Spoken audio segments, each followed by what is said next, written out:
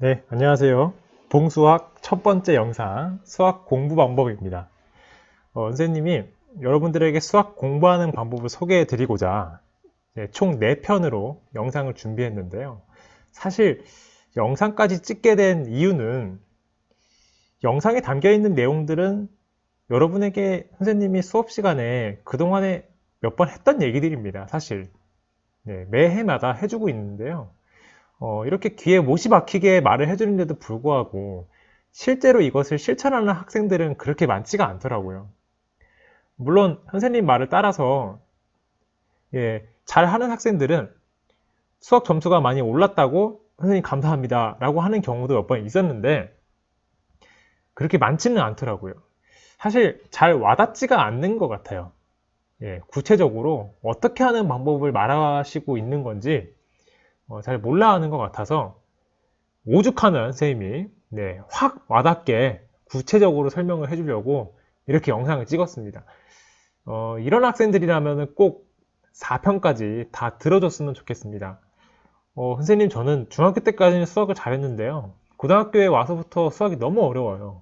또는 선생님 저는 수학을 공부하는 시간이 꽤 많은데도 점수가 잘 안 올라요. 또는 아는 문제들은 잘 풀겠는데요. 모르는, 그러니까 새로운 문제가 나오면은 전혀 방법을 떠올리질 못하겠어요. 자, 이게 다 결국에는 자신의 수학 공부 방법이 뭔가 잘못됐고 자기가 원하는 점수가 있는데 그 목표를 이루지 못하는 학생들의 결국에는 한탄입니다. 그래서 선생님들은 이런 학생들에게 조금이라도 도움이 되고자 수학을 공부하는 방법에 대해서 오늘은 첫 번째 개념 공부하는 방법을 소개해 드릴까 합니다. 자, 그러면 먼저 여러분의 가장 흔한 개념 공부, 수학 공부 전체 과정을 한번 얘기를 해볼게요. 보통은 이런 식으로 진행을 하거든요. 볼게요. 먼저 수업을 듣죠. 네. 근데 수업은 개념 공부가 아니에요. 그런데도 불구하고 일단 잘못된 생각이 뭐냐면 이걸 개념 공부라 생각하는 겁니다. 그래서 나는 개념 공부를 했으니까 바로 문제를 풀러 가자. 네. 뭐 숙제하러 가자. 네. 숙제도 문제 푸는 거니까요. 네. 바로 가는 거예요. 네. 근데 간혹 이런 경우도 있죠. 선생님 저는 그래도 좀 다릅니다. 저는 바로 문제를 풀러 가진 않아요. 왜냐면 복습을 해야 하니까요. 그래요. 좋아요. 그래서 복습으로서 하는 게 뭐냐면요. 수업 시간에 선생님이 풀어줬던 문제들 있잖아요. 보통 필수 예제들 있죠? 수업 시간에 필수 예제. 그거 푸는 거 선생님이 풀어줬던 거 다시 한번 읽어봐요. 좋아요. 저는 그 다음에 문제 풀러 갑니다. 그러세요? 네. 숙제하러 가고요. 저는 이렇게 공부했어요. 자, 대다수의 아이들이 이렇게 공부하고 있을 겁니다. 자, 근데 앞으로는 지금 이 과정은요, 엄밀히 말하면 스스로 혼자 힘으로 공부한 개념 공부가 없어요. 그렇기 때문에 개념이 안 돼 있는 상태에서 그냥 문제 푸는데 도움이 되는 개념들만, 그런 방법들만 익힌 상태에서 문제를 풀고 있는 거거든요. 이런 상태로는 수학 성적이 더 이상 오르지가 않을 수 있죠. 아무리 공부를 많이 했다 하더라도. 자, 그래서 선생님이 추천하는 방법은 이겁니다. 자, 전반적인 수학 공부의 과정을 이런 식으로 잡자 이겁니다. 수학 공부의 과정을. 자, 첫 번째, 먼저 수업을 들을 겁니다. 네, 수업도 당연히 들어야죠. 근데 이건 개념 공부가 아니에요. 일단 근데 열심히 들으세요. 그 다음에 수업을 듣고 나서 24시간 이내에 반드시 무엇을 하셔야 되냐면 개념 복습을 하셔야 돼요. 바로 이게 개념 공부예요. 그래서 오늘은 선생님이 사실 제일 강조하는 건 바로 이 개념 복습의 과정입니다. 이거를 어떻게 하는지에 대해서 설명하는 게 핵심이고요. 그 다음에 이제 어떻게 하면 되냐면 선생님이 수업 시간에 풀어줬던 필수 예제를 다시 한번 복습하시고 네. 그리고 나서 그 다음에 이제 문제집을 푸는 겁니다. 네. 자, 이렇게 가는 게 수학 공부의 가장 기본적인 과정입니다. 정석적인 과정이에요. 그래서 오늘은 개념 복습하는 방법을 설명할 거고요. 이제 이후에는 2, 3, 4편에서는 이제 뒤에 과정들 설명을 해주겠습니다. 자, 개념 공부를 할 때 먼저 어떻게 개념 공부를 해야 되는지를 선생님이 좀 정리를 해주려고 해요. 개념 공부를 할 때 필요한 건 뭔가요? 네, 여러분이 갖고 있는 교과서도 있고요. 그리고 뭐 교과서보단 내용이 좀 더 풍부한 개념서들이 있을 거예요. 자, 이런 것도 하나씩 갖고 있어야 되죠. 예, 그 책들을 펴서 이제 개념 공부를 할 건데요. 개념서나 교과서에는 주로 내용이 어떻게 이루어져 있냐면요. 수학은 항상 먼저 첫 번째 정의가 나옵니다. 수학은 항상 시작할 때 그 단원에서 다루는 주된 용어에 대한 정의를 알려주고서 시작을 합니다. 그 다음에 그 용어의 정의로부터 나오는 성질들을 증명해내고 그런 과정을 통해서 정리들을 얻죠. 그리고 어떤 공식들도 얻고요. 자, 이런 과정으로 이루어지는 게 수학 개념서인데요. 먼저 정의를 어떻게 받아들여야 되는가에 대한 얘기를 하고 시작하겠습니다. 정의는 뭔가요? 여러분도 정의라는 말은 여러분 생활하면서도 많이 쓰고 있잖아요. 여러분들이 근데 이 노트북에 대해서 이 노트북을 노트북이라고 정의하는 데 있어서 뭐 어떤 이유가 필요한가요? 예, 이유는 없습니다. 말 그대로 정의는 뭐냐면요. 어떤 용어에 대한 뜻을 약속하는 거죠. 네. 여기서 지금 보면은 거듭 제곱근의 뜻에 대한 약속을 하는 게 정의입니다. 그렇기 때문에 얘는 어떤 특징이 있냐면 증명이라는 과정이 필요가 없죠. 그리고 그것에 대한 이유를 설명할 필요도 없습니다. 받아들이는 겁니다. 단 받아들이되 어떻게 받아들여야 되냐면 정확한 그것의 뜻을 아셔야 돼요. 그래야 다음 정리 공식을 갈 수 있는 겁니다. 자, 지금 여기 보면은 교과서거든요. 여러분이 갖고 있는 교과서인데요. 거듭 제곱근의 정의를 나타내고 있는 부분을 발췌한 건데 여기서 정의를 교과서에서 어떻게 표현하는지를 알려주겠습니다. 사실 정의가 되게 많이 들어있어요. 사실 이런 것도 정의예요. 제곱하여 실수 A가 되는 수를 A의 제곱근이라 한다. 예, 이것도 다 정의입니다. 세제곱하여 실수 A가 되는 수를 A의 세제곱근이라고 한다. 뭐뭐라고 한다 라는 식으로 보통 주어지는데요. 정의는 다 정의예요. 자, 아직 핵심은 안 나왔는데요. 더 읽어볼게요. 즉, 방정식 x는 n제곱은 a가 되는 근 x를 a의 n제곱근이라고 한다. 자, 그래서 이렇게 써 있는 게 바로 이 부분이 n제곱근, 자, 정확하게는 a의 n제곱근의 정의죠. 자, 이렇게 정의를 여러분이 정확하게 익히는 게 중요합니다. 더 있네요. 다음 A의 제곱근, 세제곱근, 네제곱근, 즉 n제곱근들을 통틀어서 A의 거듭제곱근이라고 말한다. 이렇게 정의가 많이 나온 겁니다. 먼저 여러분은 교과서나 개념서를 공부할 때 첫 번째 정의를 정확하게 익히자. 또 다른 정의를 한번 가볼까요? 자, 지금은 삼각함수를 공부할 때 나오는 정의들인데요. 여러분한테 삼각함수의 정의가 뭐냐고 물어봤을 때 여러분은 어떻게 대답할 수 있을까요? 그 부분에 대해서 명확하게 대답하기 위해서는 정의를 공부하셔야 되는 겁니다. 삼각함수의 정의를 한번 읽어보겠습니다. 자, 먼저 준비가, 자, 이 내용은 아직 배우지 않은 학생들도 있기 때문에 내용이 중요한 게 아니고요. 교재에서 정의가 어떻게 나타나고 있는지를 잘 보시면 됩니다. 자, 점 P가 X좌표가 Y좌표가 주어졌고요. 그 다음에 그 점에 대응되는 반지름의 길이가 R이었을 때 R분의 Y와 R분의 X, X분의 Y라는 값은 모두 이 실수, 세타라는 각에 대응되는 관계를 갖는다. 그래서 그 대응 관계가 함수이며 그 함수를 R분의 Y라는 것을 사인 세타의 값으로, R분의 X라는 것을 코사인 세타라는 값으로, X분의 Y라는 것을 탄젠트 세타라는 값으로 두고서 이 함수들을 차례로 사인 함수, 코사인 함수, 탄젠트 함수라 한다. 정의죠. 그래서 이 부분은 정의를 표로 나타낸 거죠. 정리해서. 자, 이렇게 나타나고 있는 게 정의입니다. 정의를 다루는 방법에 대해 설명했습니다. 자, 그럼 두 번째, 정리가 나오는데요. 먼저 정리의 뜻도 한번 얘기를 해보고 가겠습니다. 정리는요, 수학자들이 이제 수학적으로 정의한 것들을 가지고 여러 가지 성질들을 발견해요. 그리고서 그것들을 증명을 해낸 것들을 정리라고 부릅니다. 자, 뭐냐면 증명이 끝난 명제들이에요. 증명된 명제들. 자, 그렇기 때문에 이 정리는요, 반드시 무엇이 있냐면 이유가 있습니다. 그것이 왜 성립하는가에 대한 이유가 있어요. 그래서 우리는 정리를 공부할 때는 무엇을 해야 하냐면 바로 이유를 스스로 설명할 수 있어야 됩니다. 그러니까 왜 성립하는지에 대한 이유를 설명하는 게 개념 복습의 핵심입니다.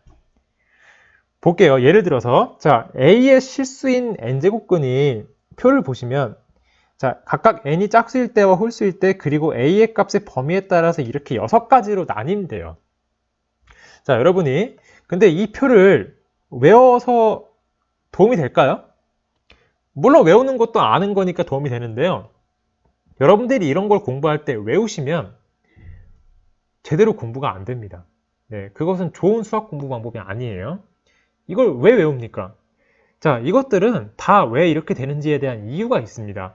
그래서 그 이유를 이해하시면 외우지 않아도 오히려 외우는 것보다 더 오래 기억이 남아요. 자, 그러면 이것의 이유에 대한 얘기가 교과서에 나와 있는지 이런 부분인데요. 각각 n이 짝수일 때 홀수일 때 나눴고요. 그리고 a의 값의 범위에 따라서 왜 그렇게 나왔는지에 대한 이유를 설명하고 있는 거예요. 자, 그러면 다시 정의가 필요하겠네요. 정리를 증명하고 이유를 설명하려면 여기 나오는 용어들에 대한 정의가 필요한데 먼저 n제곱근이라는 게 나오잖아요. 그래서 아까 얘기했던 걸 다시 떠올려 보면 n제곱근이라는 거는 x를 n제곱해서 a가 나오도록 하는 x를 말하는 건데 우리는 그 중에서 실수인 것만 찾고 싶은 거예요. 그러니까 이것을 찾고 싶기 때문에 하는 방법이 뭐였냐면 떠올린 게 이것은 y는 x의 n제곱과 y는 a라는 직선이 만나는 교점의 x좌표를 얘기하고 있는 거군요. 왜요? 실수는 좌표평면상에서 표현이 되니까요. 좌표평면상에서 표현이 되는 실수만 가지고 얘기를 하는 거니까 거듭제곱근 중에서 실수인 것의 개수를 세는 것은 이걸로 하는 거구나. 그래서 이 그림이 있는 거구나. 그리고 짝수일 때와 홀수일 때를 나눈 이유는 n이 짝수이면 y는 x의 n제곱의 그래프가 이렇게 y축에 대하여 대칭인 반면 n이 홀수일 때는 이렇게 원점에 대하여 대칭인 모양이 나온 서로 모양이 다르다 보니까 그래서 따로 생각해야 되는구나. 그 다음 a의 값의 부호가 지금처럼 양수일 땐 이렇게 두 점에서 만나서 그래서 두 개가 나오는구나. 그 다음에 a가 0일 때는 이렇게 한 점에서 만나고 그게 0이기 때문에 0만 나오는구나. 그 다음에 a가 음수라면은 만나지 않기 때문에 없다가 나오는구나. 이렇게 이유를 설명할 수 있어야 이 기억이 오래 간다는 거죠. 아시겠습니까? 그래서 여러분은 수학책에 나오는 정리들을 이유를 설명할 수 있을 때까지 읽어보고 내가 속으로 얘기해보고 그게 안 되면 옆에 친구 붙잡고 설명해보고 이게 개념 복습이고 이게 개념 공부입니다. 이 과정이 들어가 있어야 돼요. 반드시. 자, 그런데요. 세 번째, 공식도 나와요. 사실 공식도 어떻게 보면 증명이 된 것들이기 때문에 정리거든요. 자, 그런데 문제가 뭐냐면 그 공식은 증명 과정을 즉 이유를 설명하는 과정을 보여도 공식을 사용하는 데는 그렇게 썩 도움이 되지는 않아요. 그래서 이렇게 얘기를 하고 갈게요. 공식은요, 너무 증명에 집착을 할 필요는 없습니다. 증명이 있긴 한데요, 증명을 집착할 필요가 없고요. 그냥 그것을 사실상 구조적으로 암기하는 것이 더 필요합니다. 자, 그리고 그것을 언제 쓰는지에 대해서 같이 기억하는 것. 공식은 이렇게 공부하는 게 중요합니다. 자, 선생님이 왜 이런 말을 하냐면요. 보세요. 자, 로그의 밑의 변환이라는 것을 우리가 배우게 되는데요. 지금 이것은 로그의 a, b를 이렇게 표현하는 것과 같다라는 공식이에요. 그래서 공식이기 때문에 정리이기 때문에 밑에 이제 증명이 이렇게 나오는 거거든요. 프루프. 그런데 이 증명 과정을 지금 보진 않을 건데요. 읽어봐도 이해를 해도 사실 이 공식을 사용하는데 별로 그렇게 도움은 안 되거든요. 이거를 이해했다 하더라도 공식을 외우는데도 별로 도움은 안 돼요. 이런 경우에는 선생님이 수업 시간에 증명은 다뤄줄 거니까요. 그때 그냥 눈으로 보고 이해를 하시면 되고 저래서 저러는 거구나. 다 이유가 있구나 라는 정도일 뿐이지 이 증명을 외우거나 이 증명을 막 써보는 식의 그런 노력은 굳이 하지 않아도 된다는 얘기입니다. 그럼 어떻게 하냐고요? 공식을 구조적으로 암기해서 언제 쓰는지를 기억한 다음에 문제를 풀 때 적재적소에 잘 쓸 줄 아는 능력을 기르는 게 중요한 겁니다. 볼까요? 지금 이 공식을 보시면 구조적으로 암기하라는 건 뭐냐면 여러분의 나름의 노하우로 여러분이 기억하기 쉬운 방법으로 이거를 기억해 두시면 돼요. 자, 지금 밑에 있는 A가 이 분수에서도 밑으로 갔고요. 위에 있던 B가 위에서 분수에서도 위로 갔잖아요. 자, 그리고 새로운 밑 C를 추가한 거고요. 자, 이런 형태로서 자기 나름대로 머릿속에 기억을 해두면 돼요. 이런 식으로 구조적으로 암기를 하시면 됩니다. 즉, 영어 단어를 외우듯이 등차 수열, 등비 수열의 합의 공식을 외울 때 영어 단어를 그냥 외우는 게 아니라 그 자리에 어떤 값이 들어가는지를 정확하게 기억을 하라는 얘기예요. 다음, 언제 쓰는지를 기억하라 그랬는데 사실 이거는 처음 공부할 때는 찾기가 좀 어려워요. 언제 쓰는지는 아직 안 써봤잖아요. 그래서 선생님이 가르쳐 주시는 선생님이 말씀을 하신다면 따로 교재에다가 필기를 해두는 게 좋고요. 왜냐면 교재에는 그런 게 안 나오거든요. 아니면 이거는 처음엔 자기가 못 겪기 때문에 문제를 풀어보면서 이 공식들을 몇 번 써보다 보면 아, 이럴 때 이 공식들을 쓰는구나를 스스로 느끼는 것도 좋아요. 사실 그게 더 좋아요. 자, 그러면 이 공식 같은 경우에는 언제 쓰는 거냐면요. 잘 보세요. 그냥 이 모양 그대로 이 공식의 성질로서 알 수 있는 건데 바로 뭐냐면 새로운 밑C가 필요할 때예요. 새로운 밑C를 추가하여 네, 문제에서 주어져 있는 모든 로그들을 통일시키고 싶을 때 쓰는 거죠. 예, 우리는 지수나 로그 문제를 풀 때 밑을 서로 같게 할 수 있으면 문제 푸는 게 쉬워졌거든요.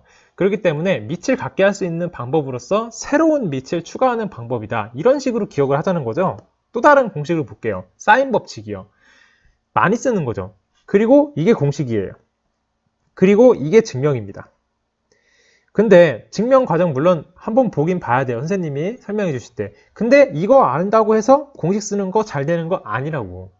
자, 구조적으로 이해를 하시면 보세요. 자, 각 A와 변 A인데 얘네들의 관계는 서로 마주보고 있는 각과 변이에요. B와 B도 서로 마주보고 있는 각과 변이죠. 아, 얘네들끼리의 이 sin A분의 sin B, sin A분의 A, sin B분의 B, sin C분의 C가 모두 같다라는 게 사인 법칙이구나. 그 다음에 그 값이 2R, 반지름의 길이 2배로 같구나 라는 것으로 기억을 해두면 되고요. 중요한 건 이거라고요. 이걸 언제 쓰냐고요. 그걸 기억해 두시는 게 좋다고요. 네. 선생님이 가르쳐주시는 거는 사인 법칙은 그래서 이렇게 쓴다는 거죠. 자, 공식의 모양을 보면 먼저 얘네 둘이 같다는 이 등식에서부터 얻는 걸 생각을 해볼게요. 보면 얘네들은 지금 각각 변 두 개와 각 두 개를 가지고 만든 등식인데요. 만약에 우리가 이 중에서 하나를 몰라요. 그러면 나머지 세 개만 알고 있어도 나머지 하나는 어떻죠? 알 수가 있죠. 바로 이 상황입니다. 뭐냐면 삼각형의 각 두 개와 변 두 개 중에서 각 두 개만 그리고 변 하나만 알고 있으면 나머지 하나를 구할 수 있다. 이 상황에서 쓸 수 있다는 거죠. 두 번째. 그 다음에 만약에 내가 각을 하나만 알고 이때는 변을 두 개를 알면은 역시나 마찬가지로 마주보는 각 하나를 또 구할 수 있다. 이런 식으로 공식을 구조적으로 암기하시면 언제 쓰는지를 깨달을 수 있다는 겁니다. 세 번째. 외접원의 반지름의 길이가 나왔거든요. 아, 그러니까 외접원과 삼각형이 같이 나왔을 때 이것을 사용할 수 있구나. 자, 이런 식으로 공식을 배웠다면 공식을 언제 쓰는지를 반드시 같이 기억해 두셔야 됩니다. 왜냐? 공식을 써야 되니까요. 외우기만 하면 뭐합니까? 아시겠죠? 자, 그러면 개념 공부는 이제 이렇게 세 가지를 각자 다른 방식으로 이제 여러분이 받아들여서 공부를 하시면 돼요. 그리고 다 하시면, 다 보고 나시면 반드시 이렇게 A4용지나 빈 연습장에다가 스스로 개념 정리 노트를 한번 써보세요. 자, 여기까지 하면 이제 복습이 다 되는 거예요. 그래서 어떻게 하는 거냐면 내가 오늘 거듭제곱과 거듭제곱근을 배웠다면 첫 번째, 거듭제곱근의 뜻 뭐예요? 이거는 정의죠? 정의를 먼저 한번 써보고 정확하게. 두 번째, 정리점. 차이점이 무엇이냐? 세 번째, 정리점. 이것의 이유는 무엇이냐? 다 이유를 쓸 수 있는 거죠. 이유는 무엇이냐? 네 번째, 거듭제곱근의 성질. 이것도 정리죠. 이것도 이유는 무엇이냐? 왜 그런 게 성립하느냐를 써보진 않더라도 써보는 게 부담되는 친구들은 말로 하거나 속으로 한번 얘기를 해보세요. 혹은 친구를 붙잡고 설명을 해주거나. 자, 그래서 이렇게까지 24시간 이내에 개념 복습을 해야만 여러분의 수업 시간에 배운 그 수학적 지식이 일주일, 2주일이 넘어도 기억이 남는 겁니다. 최대한 빨리 할수록 좋아요.